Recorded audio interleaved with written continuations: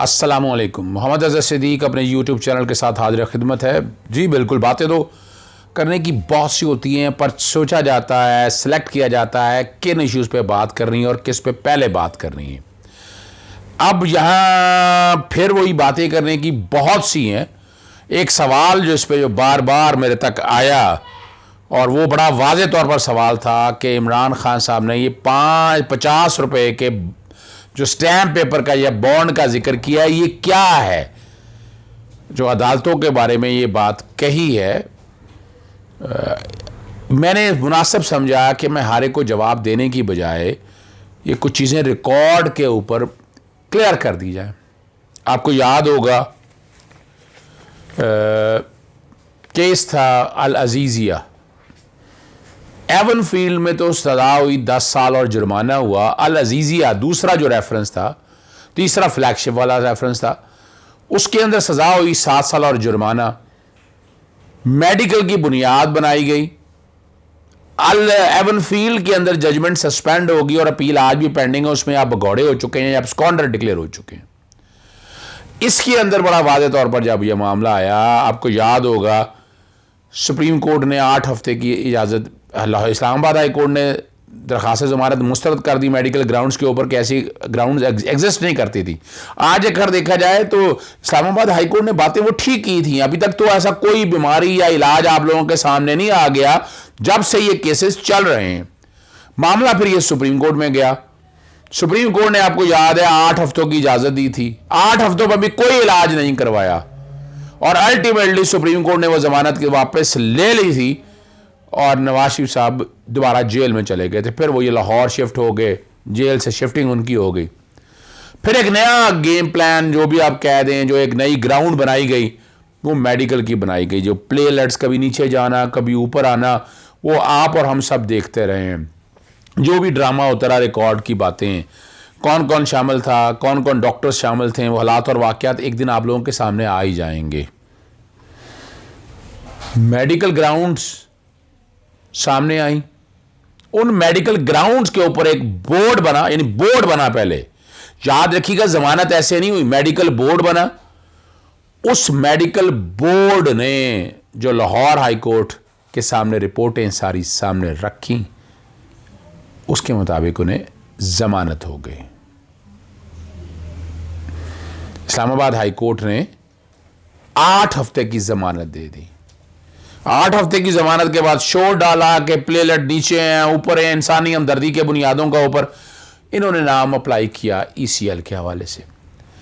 अब ECL का कानून बड़ा क्लियर है कि वो किसी को मुल्क से बाहर निकालने की, अगर जो जिसको सज़ा याफ्ता हो ना, नवाज शरीफ सज़ा याफ्ता थे, इनको तो मुल्क से बाहर जाने की इजाज़त दी ही नहीं जा सकती थी। मैं बात कर रहा हूँ एवन फील्ड की। अल अजीज़िया के हवाले से जब ये बात आई, वे फिर ECL में, जो कि काबीना ने, मुस्तफ़ा इम्पैक्ट्स के केस के बाद ये मामला सारा आ गया कि काबीना ने फैसला करना होता है, तो काबीना बैठती नहीं थी। उसके लिए एक ज़िली कमेटी बना दी गई कि जो ECL में नाम रखना या निकालने के हवाले से मामलात को देखे। 12 नवंबर 1999 ज़िली कमेटी ने फैसला किया कि बिल्कुल इंसानी हमदर्दी और ह्यूमैनिटेरियन ग्राउंड्स के ऊपर प्रेस कॉन्फ्रेंस की जनाब वज़ीर कानून फ़ारूक नसीम साहब ने, और शहजाद अकबर साहब थे। उन्होंने ज़ेली कमेटी का जो फ़ैसला है वो सुनाया। ज़ेली कमेटी का फ़ैसला ये था कि 8 मिलियन पाउंड जुर्माना था, जो बराबर बनता है तकरीबन 25 मिलियन US डॉलर, और उसके अलावा 1.25 अरब रुपया 1.25 बिलियन रुपीज़ की छोटी दे रहे। अब इस सारी हेयरिंग के दरमियान ताउला रिप्रेजेंट करते थे, और वो ज़ेली कमेटियों के सामने पीछते रहे, और ड्रामा बनता रहा कि ये है, हम ये नहीं कर देंगे। अगर वाकई आप ईमानदार थे तो आपको यहाँ, मैंने उस वक्त बड़े टीवी चैनल्स पे कहा कि छोटी में इसमें अब हर्ज क्या है, एक बंदे ने बाहर आना तो छोटी दे, लेकिन छोटी इन्होंने दी। उसकी वजह, नीयत बड़ी क्लियर थी कि इन्होंने डॉज करना था, और उस हवाले से छोटी नहीं दी गई। ये रिकॉर्ड की चीज़ें हैं बात सामने। और मरियम औरंगज़ेबा ने बल्कि लफ्ज़, सारा जो लफ्ज़ इस्तेमाल किया, वो तावान मांग रहे हैं, यानी तावान मांग रहे हैं। 4 हफ्ते की इजाज़त दी थी, लेकिन साथ ये कैब था, ये कर दें। ये नहीं माना, तावान मांग रहे हैं, बड़ी बातें हुई और ये फाइनली ये मामला जो है शहबाज शरीफ ने लाहौर हाई कोर्ट में चैलेंज कर दिया। और रेट पिटीशन मेरे सामने है 68815 ऑफ 2019, 16 नवंबर 2019। अख्तर और साफ अली पेश हुए इसमें और बाकी टीम सारी पेश हुई। और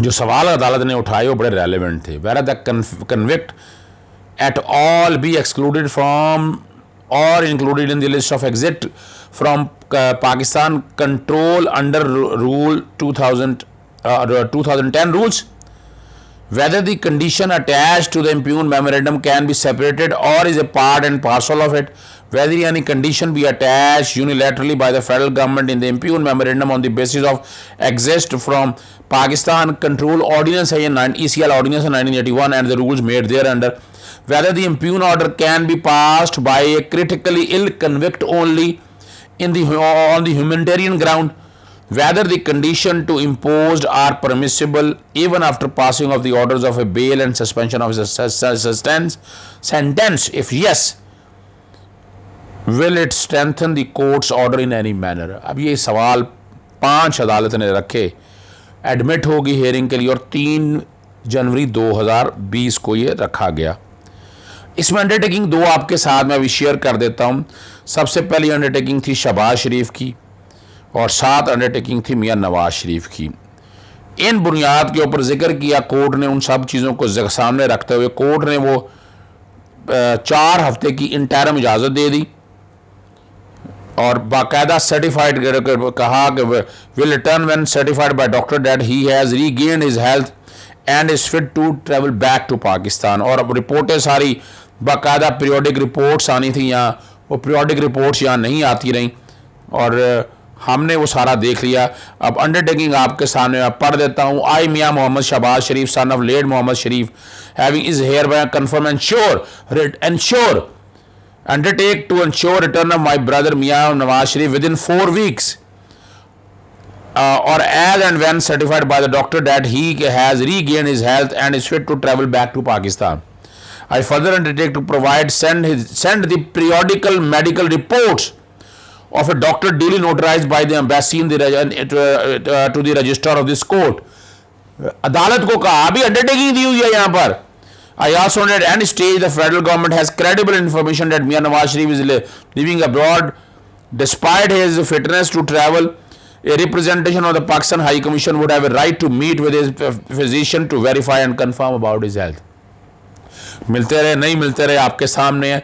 मियां नवाज शरीफ की अंडरटेकिंग है। आई मियां नवाज शरीफ son of late Mian Sharif having CNSE number 2 undertake to return to Pakistan as per my past record to face the process of law and justice within 4 weeks or as soon as I am declared healthy and fit to travel back to Pakistan by my doctors।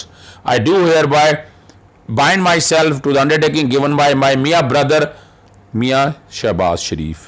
अब आपके सामने इन चीज़ों को सबको आप सामने रख लें तो आप समझ सकते हैं। इमरान खान का जो, मैं जस्टिफाई नहीं कर रहा उस बात को, लेकिन इमरान खान ने जो बात की है ये सामने ये जो है ना एफिडेविट चढ़ा रहे हैं, नाक चढ़ा रहे हैं, ये बता रहे हैं क्या, यानी कागज़ के रद्दी के टोकरी की तरह हो गए ना। कहाँ है मेडिकल रिपोर्ट्स, कहाँ है पीरियोडिक मेडिकल रिपोर्ट जिसका शहबाज शरीफ ने वादा किया था, कहाँ डॉक्टर की सर्टिफिकेशन है कि वो ट्रैवल नहीं कर सकते, कोई चीज़ रिकॉर्ड के ऊपर नहीं है। तो ये तो सवाल है अब यहाँ, इसीलिए मैं कहता हूँ अभी सोचना पड़ेगा। मरियम नवाज अब जाना चाहती है तो पास इस खानदान के देकर जितने भी गए हैं वो सारे बाहर रह गए हैं, स्कॉन्डर हो गए हैं। तो उन चीज़ों को सामने रखते हैं, क्या मरियम नवाज जा सकेंगी, क्या मरियम नवाज के लिए मरियम नवाज अप्लाई करेंगी और वो अदालतों में ही बात आएगी और अदालतों के कॉन्टेक्स्ट में आगे अदालतों के पास इख्तियार मौजूद है, लेकिन अदालतों को ये सारा मामला फिर देखना पड़ेगा, उनके पास हिस्ट्री पास रिकॉर्ड देखना पड़ेगा और अगर ECL से नाम निकालना है तो जस्टिफिकेशन देनी पड़ेगी। उनका पासपोर्ट वैसे लाहौर हाई कोर्ट में पड़ा है, वो पहले रिटर्न कराना पड़ेगा, उनका नाम ECL के अंदर मौजूद है, पैसे उन्होंने सर्टन अमाउंट जमा करवाई हुई वहाँ वो बेल लेते हुए, वो अलहदा बात है। लेकिन मुल्क से बाहर अगर उन्हें जाना है तो ये जो हिस्ट्री है ऑलरेडी रखी हुई है, क्या उस हिस्ट्री पे अमल दरामद होगा या नहीं होगा वो आप आने वाले वक्त में देख सकेंगे। पर रिकॉर्ड आप लोगों के सामने ये सारा आ चुका है। ट्रैक और रिकॉर्ड बड़ा इंपॉर्टेंट है, किस तरह सिस्टम के साथ खेलते रहें। किस तरह यानी इस निज़ाम को आप 4 हफ्ते की इजाज़त ले गए थे ना, उसके बाद आप तो आए ही नहीं है ना, पीरियोडिक रिपोर्ट आ सकी। अपना आंखें देख रही हैं, तक रही हैं कि कब आएंगे, कब वो रिपोर्टें आएंगी। वो रिकॉर्ड के ऊपर सारी चीज़ें मौजूद हैं। बातें मैंने और करनी थी लेकिन वक्त ख़त्म हो चुका है। ज़रदारी और फजलुर रहमान की मुलाकात के ऊपर वो अलहदा वीलॉग करूँगा, बड़ी मज़ेदार तफसीलात हैं। लेकिन चूँकि पहले मैंने ये टॉपिक शुरू कर लिया था इसलिए इजाज़त दीजिएगा। अस्सलाम वालेकुम, खुदा हाफ़िज़, पाकिस्तान जिंदाबाद।